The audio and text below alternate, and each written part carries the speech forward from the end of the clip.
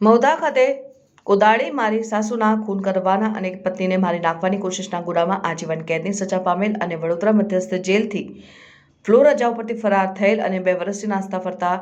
કેદીને શોધી કાઢતી વડોદરા શહેર ક્રાઇમ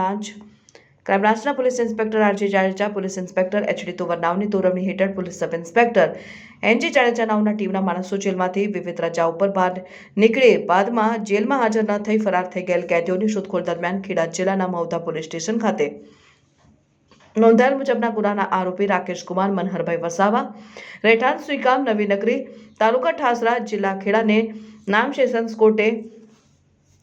આજીવન કેદની સજા ફરમાવેલ હોય આ સજા પામેલ આરોપીને પાકા કામના કેદી તરીકે વડોદરા મધ્યસ્થ જેલમાં રાખેલ કેદીને ગઈ તારીખ 10મી જાન્યુઆરી 2023ના રોજ દિન 15ની ફ્લો રજા ઉપર વડોદરા મધ્યસ્થ જેલમાંથી મુક્ત કરેલ કેદીની ફ્લો રજા પૂર્ણ થતા તારીખ 25મી જાન્યુઆરી 2023ના રોજ પરત જેલમાં હાજર થવાનું હતું, પરંતુ આ કેદી જેલમાં સમયસર હાજર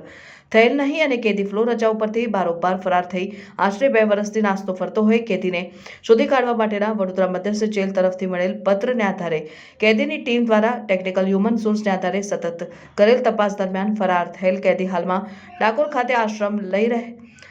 આશ્રય લઈ રહેલ અને હોવાની મળેલ માહિતીના આધારે ટીમના માણસોએ ડાકોર ખાતે જઈ ખાનગી રહેઠાણ સતત ખાનગી રાહે તપાસ કરી ડાકોર ખાતેના ઠાસરા રોડ પરથી આ ફરાર કેદીને રાકેશ કુમાર મનહરભાઈ વસાવા, સુઈગામ નવીનગરી, તાલુકા ઠાસરા, જિલ્લા ખેડાને શોધી કાઢી કાયદેસરની કાર્યવાહી હાથ ધરાઈ. પકડાયેલ ફરાર કેદીનું નામ અને સરનામું રાકેશ કુમાર મનહરભાઈ વસાવા.